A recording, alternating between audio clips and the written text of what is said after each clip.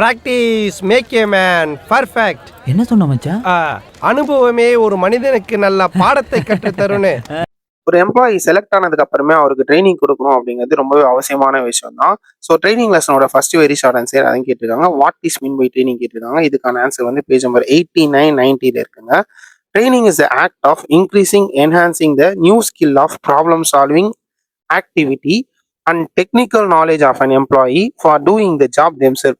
So ஒரு person வந்து அவங்களோட வேலையை அவங்க கரெக்டாக செய்யணும் அப்படின்னா அவங்களுக்கு கரெக்டாக ட்ரைனிங் கொடுத்தா மட்டும்தான் அவங்களுக்கு அதை பற்றின நாலேஜ் எல்லாமே கிடைக்கும். Training enables employee to guide there behaviour. So training கொடுத்தோம் அப்படின்னா அவங்க வேலையை வந்து எல்லாருமே வந்து கரெக்டாக செய்வாங்க.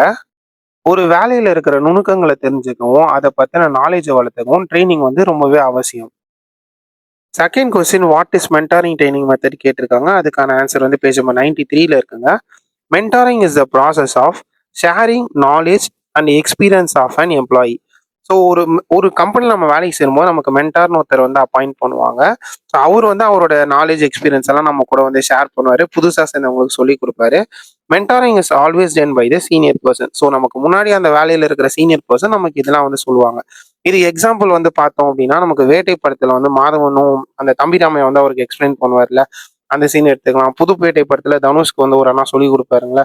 ஸோ எந்த தொழில் போனாலும் அதுக்கு முன்னாடி இருக்கிற சீனியர் பர்சன் அதை பத்தின அந்த தொழில் பத்தின விஷயங்கள் எல்லாத்தையும் வந்து நமக்கு வந்து ஷேர் பண்ணுவாங்க. Next third question what is role பிளேன்னு கேட்டிருக்காங்க. இதுக்கான ஆன்சர் பேஜ் நம்பர் 95 இருக்குங்க.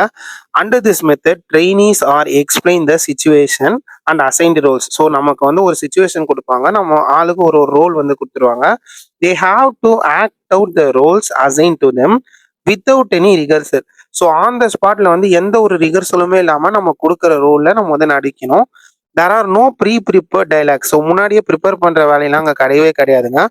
தஸ் they have to assume the role and play the role without any preparation. So இதுக்கு எக்ஸாம்பிள் சொல்லணும் அப்படின்னா ஒரு கஸ்டமருக்கும் சேல்ஸ்மேனுக்கும் இருக்கிற ஒரு கான்வர்சேஷனாக இருக்கலாம், இல்லை ஒரு மேனேஜ்மெண்ட்டுக்கும் ஒரு யூனியன் லீடருக்கும் நடுவில் நடக்கிற ஒரு சுச்சுவேஷனாக இருக்கலாம், இல்லை ஃபோர்மேன் ஒர்க்கருக்கு நடுவில் இருக்கிற ஒரு சுச்சுவேஷனாக இருக்கலாம். ஸோ இந்த மாதிரி வந்து ஒரு சுச்சுவேஷன் கொடுத்து நமக்கு வந்து ஒரு ரோல் அசைன் பண்ணுவாங்க.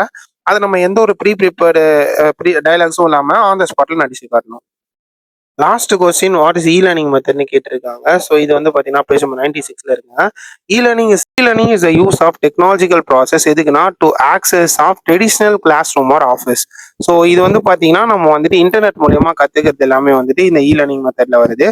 Learning is often referred as online learning or web based training. So இப்போ நிறைய கம்பெனிஸ்லாம் என்ன பண்றாங்கன்னா லேர்னிங் மெத்தட்ல தான் ட்ரைனிங்கே கொடுக்குறாங்க. இது மூலமா அவங்களுக்கு வந்து லேக்ஸ் ஆஃப் ருபீஸ் வந்து சேவ் ஆகுது. அதே